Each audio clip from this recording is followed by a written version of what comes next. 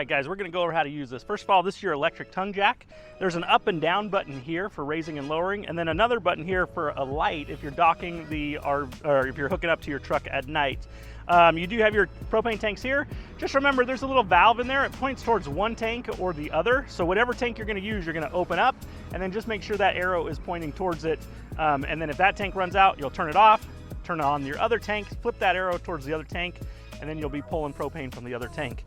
Back here, hopefully you never need to worry about it, but you do have your battery box right here, and then right behind there, there is a battery disconnect switch. That's only if it's like in storage or something like that. That way it doesn't drain your battery while it's sitting in storage. As we come around, you have a large storage compartment right here. I'm going to open it up to let you take a look in there. There's plenty of room to put some gear and some other stuff in there. This is where you'll find like the sewer hose, electrical cord, all that kind of stuff goes there. This does have a large awning. Just remember, these awnings, we don't recommend you use them unless you're sitting underneath them. So don't like set it out, go hiking for the day and come back and you could find that the wind has ripped it off or something like that. They're pretty delicate. So like I said, if you're not sitting underneath it, we recommend you have it closed. Don't go to bed with it out or anything like that. You might wake up in the middle of the night with it flapping against the RV because it broke during a windstorm at night or something. They are pretty expensive to replace. If you do damage it, it comes in a kit. They usually cost about $1,900. So that's a pricey mistake. So just make sure you be careful with that stuff. Okay, we're gonna go over how to use the door and the stairs. So first of all, to use this handle here, you're gonna lift it up and it spins around and then it drops down and locks into place. You're gonna open up the door. Make sure anytime you're using the stairs, this door is open all the way 180 degrees, just like that, up out of the way. There's a lever here that's yellow. You're gonna push this lever in, it unlocks the stairs, and then you're gonna just rotate it down. There's a couple things we're gonna go over when we do that. There's some legs here. Each one of these has a little pin, and you can actually adjust the height of each leg. For example, if you're parked on an uneven surface and you want your stairs level, which you obviously would, you would adjust each leg individually to make sure it's solid on the ground. Another thing we want to look at is when we do this, we're going to pull it down, it's going to spin. We're going to lay it down just like this. It's going to touch the ground. Now, right here, what you don't want is a large gap like this or something like that. This should actually be sitting flush, and right now we're a little bit high. So we would actually need to drop this down a little bit lower.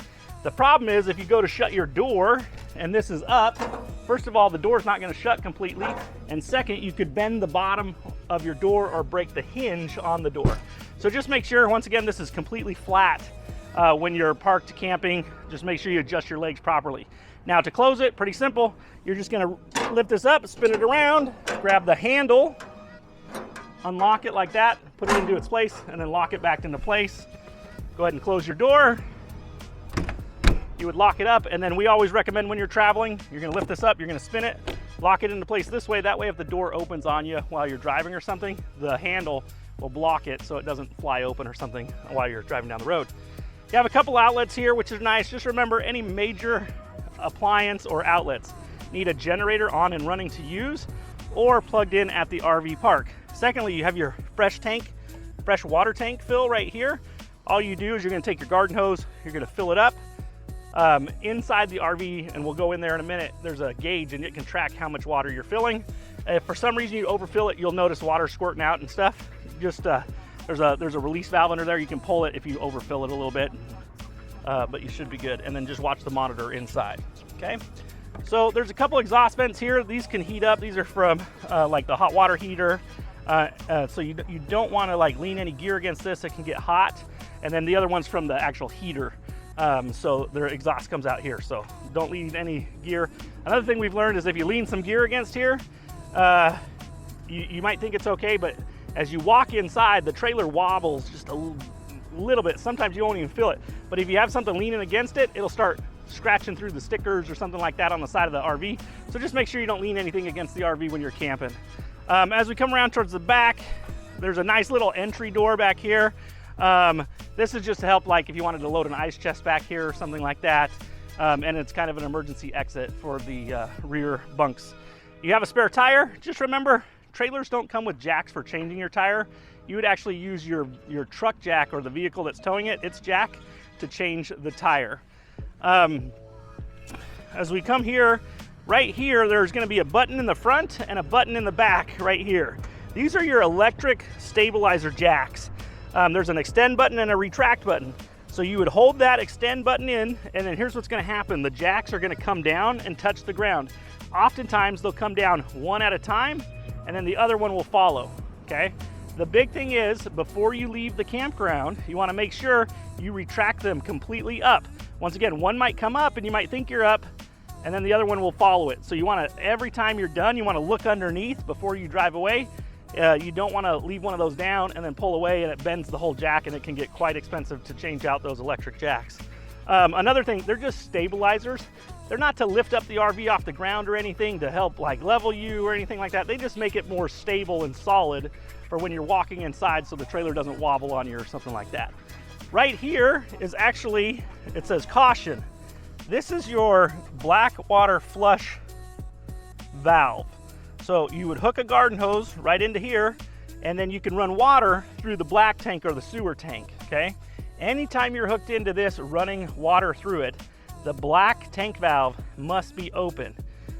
You can imagine if you had that closed, what's going to happen inside the tank? It's going to fill up, and then the only exit point is the toilet. You could actually backfill the black sewer tank into the trailer if you do not have that valve open. It's this one right here, so just make sure anytime you're running this, you got that pulled, and then you can actually see the stuff coming out. This one right here is for your gray tank. That's like your shower water. This trailer actually has 2 gray tanks. So you're going to have one back here to pull. Once you're all done here, you're going to disconnect it. You're going to take it up, and there's one right in front of the front tire. You're going to hook on again right here and then pull that valve. That one is for the sink. It holds all the water that goes through the sink area. Now, if you have city water connect or something, we don't recommend you usually use that. We actually recommend you fill that water tank and then just use the water pump anytime you're running water. But if you are using this, you want a water pressure regulator, first of all. You want to make sure you have one of those. And then just remember, the lines in a trailer, like the water lines, it's not like your house. They're just made out of plastic. The fittings just kind of hook together. If you have a lot of pressure here or leave the water on, you're going to get leakage. Water's going to drip in, or it could even blow out the line. So just be careful if you're running water through the city connection.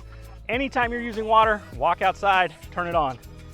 When you're done using water, you're going to have to walk back outside and turn it off. Last thing you want to do is leave it on and go hiking for the day and you realize you had a leak in here. You come back and your whole trailer's flooded, 2 inches of water or something like that. So anytime you're using water, we recommend you turn it on. And then anytime you're not using water, we recommend you turn it off. Like I said before, we actually just recommend you fill the freshwater tank and then just use the on and off button in the trailer to turn the pump on. It's already pressurized to the correct pressure. And then when you're not using it, go ahead and turn it off. So pretty simple stuff. And then lastly, right here, this is your power cord connect. It's a 30 amp power cord. You'll plug it in here, and then the other side of the cord is going to plug in at the RV park, or it can plug in into like a generator if you're dry camping or boondocking. There is a large slide out here. It comes out about 3 feet, so just make sure you don't park next to a tree or something like that. Also, if you were, there's a tree a few feet away or something like that. Before you close the slide out, make sure you check above the slide out. Make sure any branches or anything didn't fall down into there. If you go to close that, you could have a problem making the slide out a little wonky if there's a big branch stuck in there or something like that. So just be aware of that and be careful. And then just make sure you don't park next to it and then open the slide out onto your car or something like that. As we come up to the front, we have another stabilizer jack button here, extend, retract. And then lastly, this is the other side of the pass-through storage area where that gear is going to be located. All right, well, let's head inside and we're going to show you how to use it in there. All right, guys, we're going to go over how to use the interior of this RV. First of all, you have 2 switches here. This one to the right is for the interior lighting. The one on the left is for the awning light. You have your awning extend and retract. That's to send the awning out. Just remember, wind, rain, anything like that, make sure it's closed.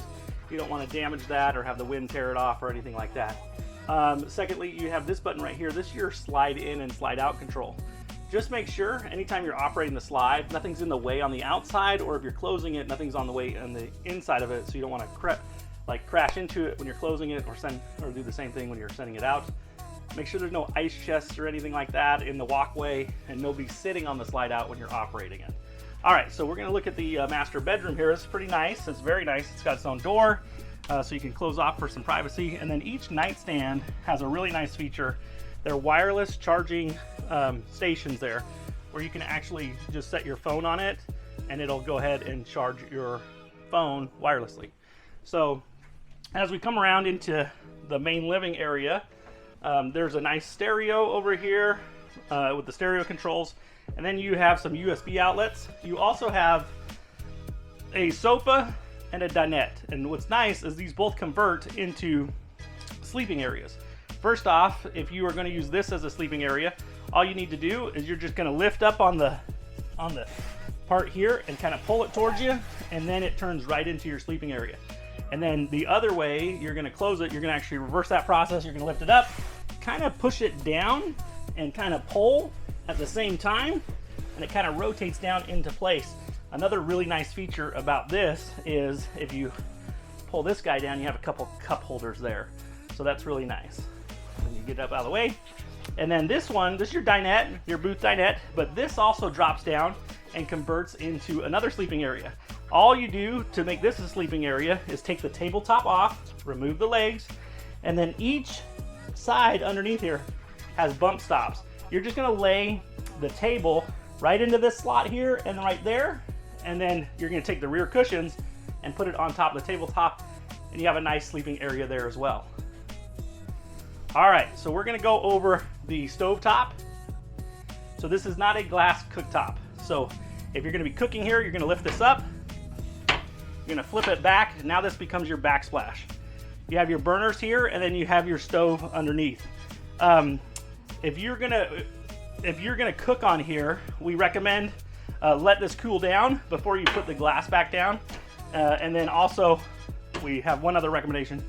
When you're traveling, don't put anything in the sink here, because if you're driving and there's something weighted there, you can actually kind of mess up the seal around here, and it could get really loose on you. So just make sure you're not putting any weight in here while you're driving. You have your microwave, and just remember, major appliances, air conditioner, microwave, all that kind of stuff, you need a generator on and running to use. You do have a fridge and freezer combo in here. These are really nice. You have your freezer control right there to set temperature. You probably don't ever need to worry about that. It's always going to be set relatively nice. And then in the fridge, this is a very large fridge. You have your controls right here. You can set your temperature, turn it on, right with that button. These are electric fridges, so the one nice thing about them is they get cold pretty quick. The old gas ones, they usually take 5 to 6 hours to get cold. These will cool down, chill, be ready in about an hour, so that's pretty nice. You have your air conditioning and heating control right here. To operate this, the button right here on the bottom will cycle through all the modes. So you're gonna have the heater mode, a fan mode, and then the air conditioning mode. So you just select whichever one you want, and then you can control temperature with the up and down arrow. Another great feature in this one, is the bunk beds, the bunk room. This is so nice, and it's really nice that you can actually close it off if you have some kids and they need to take naps or something like that. Tons of storage. Like I said before, you can kind of access a little bit of that from the back of the RV if you need to load an ice chest in. And they are decent sized beds, easily fit adults, so that's very nice. I'm going to show you down here by the door. This is your fuse panel. Just like your house would have a breaker box and a fuse panel area, this is going to be for the trailer. If something's not working, we always recommend first check the GFCI outlet, and then secondly, double check in there and make sure there's no breakers that are switched on or popped off or something like that. I'm going to send you into the bathroom here. We're going to go over the toilet. To operate the RV toilet, you want to push down the valve, the foot valve, halfway. Halfway pushing it down will fill the bowl with a little bit of water. You can handle your business. And then after that, you're going to push down on it again, and it's going to flush that down the toilet. Just remember, no wipes, no Charmin toilet paper, just RV marine toilet paper down the toilet. You do have your control panel right here. This is going to be pretty important for you. You have your water heaters. One's electric, one's gas. So we always just recommend you run the gas one. Don't even worry about the electric one. And then lastly, you have your water pump. To turn that on, you're just gonna push that pump on, and then whenever you're not using the water, you're gonna turn it off. You do have your GFCI outlet, it's located right here. And then there's some buttons right in here. This is gonna be your tank levels. It's gonna show you your fresh water, your gray water, your black water. Now, something really important with that is they are just guides. They're not 100% accurate. They'll give you an idea of kind of where your tanks are, but if you just dump the trailer and it says it's full, it's probably dumped. The sure way you can always check is just like a porta potty. If you push that valve, it's gonna open up the hole. You can look down, you can see the bottom of the tank, and you can see if there's something in there or not, okay? So we are excited to have you. This is an awesome trailer. You guys are gonna love it. We can't wait to see you, and we'll see you soon. Thanks.